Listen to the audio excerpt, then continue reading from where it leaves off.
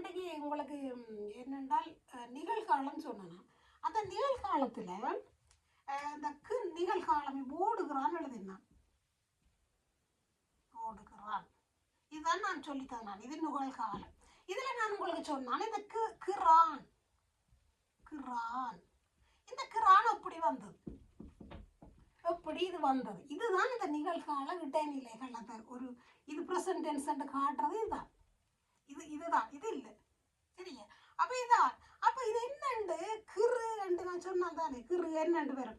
அப்போ கிரு plus on, கிரு பிளஸ் ஆன், இவ்வளவும் இவ்வளவும் ஈக்குவல் இப்படி வரும். பிரிச்சா இப்படி வரும்.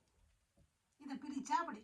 அதிலையும் இந்த இது இது இந்த மூளை சொல்லுது ரூ என்னடு வரும், இற்றும் ஊவும். இற்றும் ஊவும் தான் ரூ. எப்படி வருது? இற்றும் ஊவும்.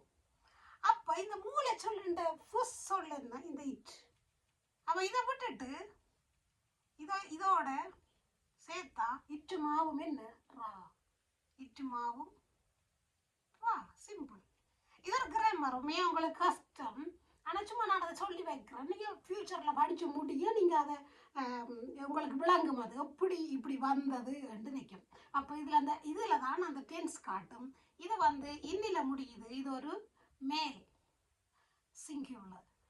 இன்னொரு லெசனில் சந்திப்போம்.